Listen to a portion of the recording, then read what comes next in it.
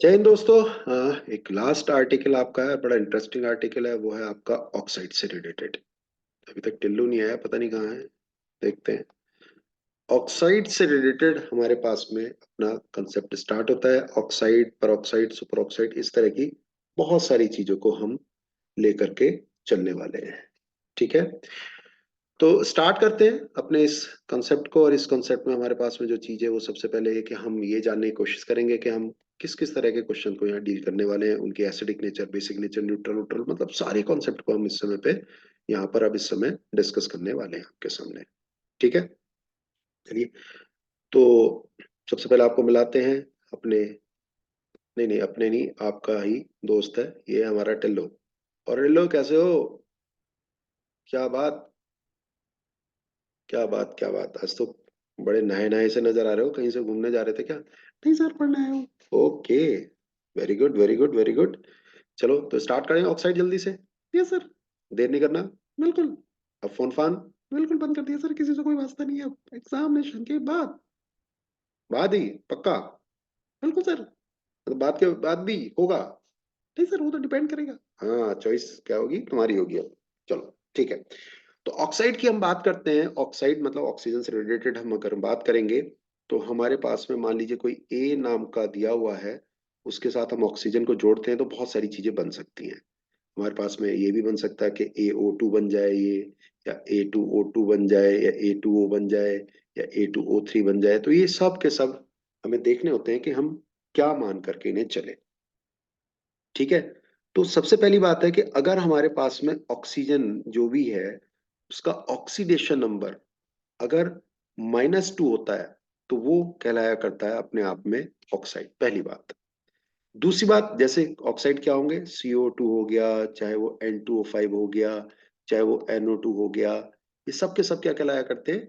Oxide कहलाया करते हैं। ठीक है। लेकिन अगर हमारा ऑक्सीडेशन नंबर बदल करके कितना हो गया, -1 हो गया, तो ध्यान रखना ये अपने आप में क्या कहलाएगा? पेरोक्साइड कहलाएगा। पेरोक्साइड का मतलब क्या है? जैसे S2O2, Na2O2, ये सब हमारे क्या कहलाते हैं? या BaO2, पेरोक्साइड। यहाँ ऑक्सीजन -1 स्टेज में हुआ करती है। इसी तरह से अगर हम बात करते हैं तो -12 हमारे पास में यहाँ पर है, और ये यहाँ अपने आप में क्या कहलाता है? Super oxide. क्या कहलाता है ये? Super oxide. ऐसे कौन कौन होते हैं? KO2, ठीक है, या CSO2, ये सब क्या कहलाते हैं? सुपर ऑक्साइड्स कहलाते हैं। ठीक है। इस चीज को ध्यान रखिएगा। दुनिया में एक अकेला ऐसा भी है, F2O, जहां पर O जो होता है वो +2 स्टेज होता है, केवल एक जगह पर होता है। ये फ्लोराइड है बेसिकली, देखा जाए। मैंने आपको शुरू में बताया था, टिल्लू याद है? यस सर, मुझे पता है, मैंने आंसर दिया था। हाँ, वेरी गुड, वेरी गुड, शाबाश। मेमोरी बढ़ गई। अब मेमोरी में कोई और चीज नहीं है, बस अब पढ़ाई पढ़ाई है। तो ऑक्साइड, पर ऑक्साइड और सुपर ऑक्साइड आपके अपने आप में कहलाया करते हैं। तो पहली बात तो इस चीज को, इसकी डिटेल एक्सप्लेनेशन जो है वो अगले चैप्टर्स वगैरह में हम लोग देते हैं, वहां पर इसके ऊपर हम लोग मेनली डिस्कस करा करते हैं। यहाँ तो हम इसको बेसिक आपको समझा रहे हैं। अब ऑक्साइड्स भी हमारे पास में, अगर हम केवल और केवल ऑक्साइड की ही बात करने लगे तो क्या क्या बातें होती हैं। तो ऑक्साइड के रिस्पेक्ट में हमारे पास में पहली चीज है कि वो अपने आप में कैसे होते हैं? न्यूट्रल। दूसरा हमारे पास में कैसे हुआ करते हैं? बेसिक।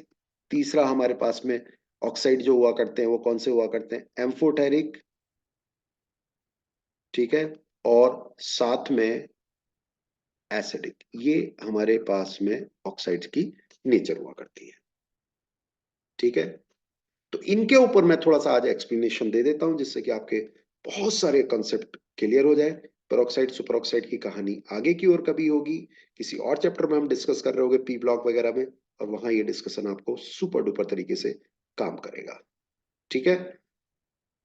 चले आगे। टिल्लू चले? Yes sir. चलो।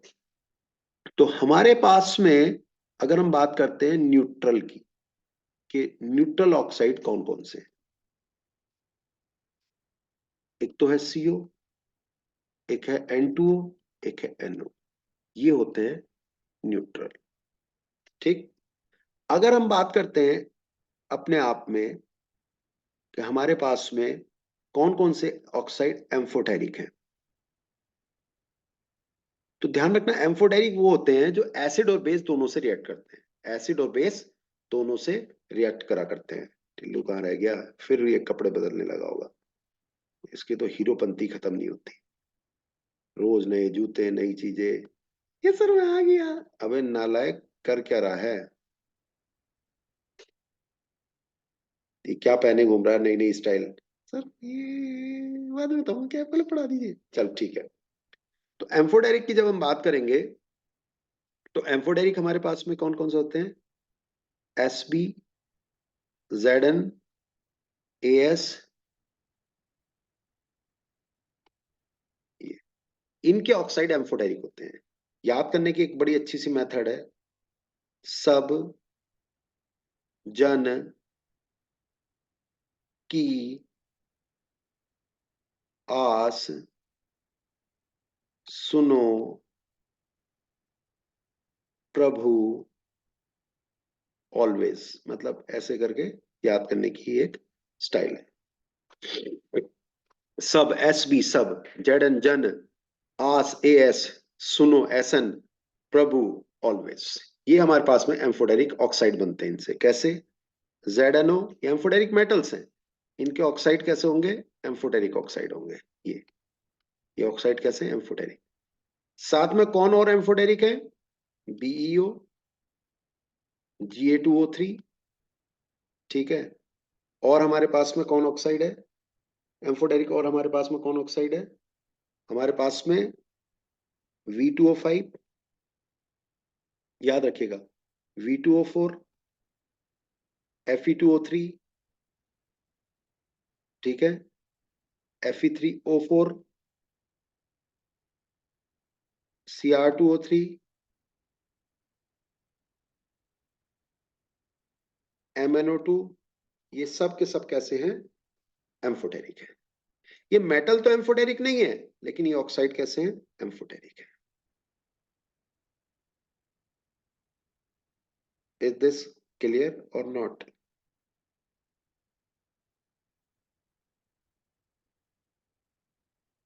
क्लियर? यस और नो?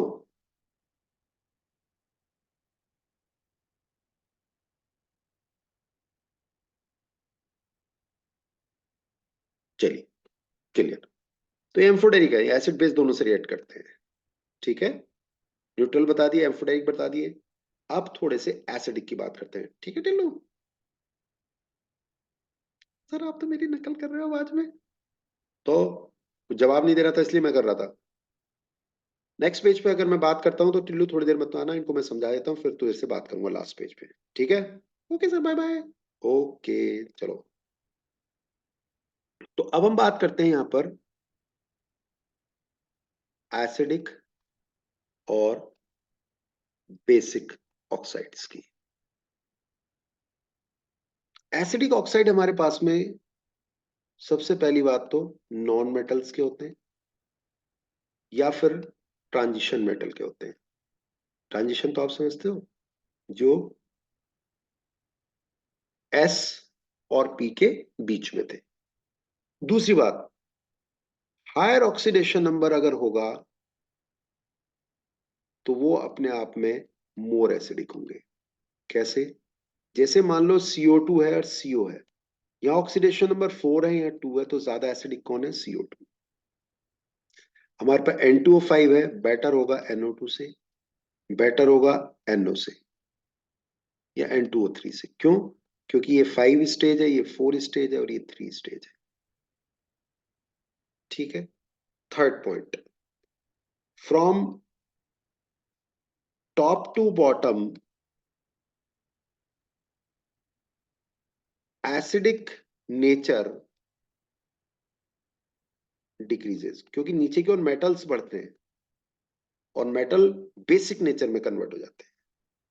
तो अगर मैं आपसे बात करूंगा तो Cl2O7 ज्यादा एसिडिक है Br2O7 से, और ये ज्यादा एसिडिक है I2O7 से, ठीक है।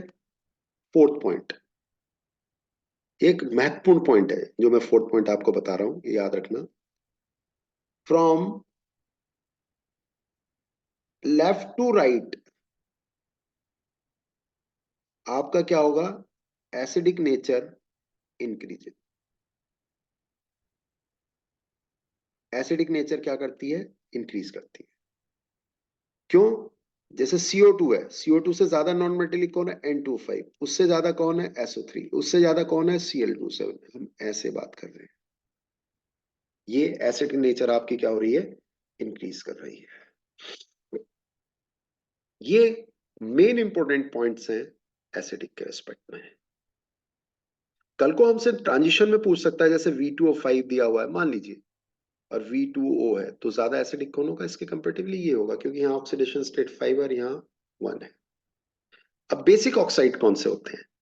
बेसिक ऑक्साइड पहली बात तो मेटल्स के होते हैं, और जनरली फर्स्ट ए और सेकंड ए के बिलोंगिंग होते हैं। जैसे फर्स्ट ए की अगर हम बात करेंगे तो Na2O, K2O, और नीचे की ओर बेसिक नेचर बढ़ती चली जाती है। Be को छोड़ दीजिए, ये आपका बेसिक नहीं होता है, अभी अभी बताया था एम्फोटेरिक होता है। फिर आपके आपके CaO, BaO, ये सब के सब क्या होते हैं, बेसिक ऑक्साइड्स होते हैं। इनकी ऑक्सीडेशन नंबर हमेशा लोअर वाली तरफ होती है।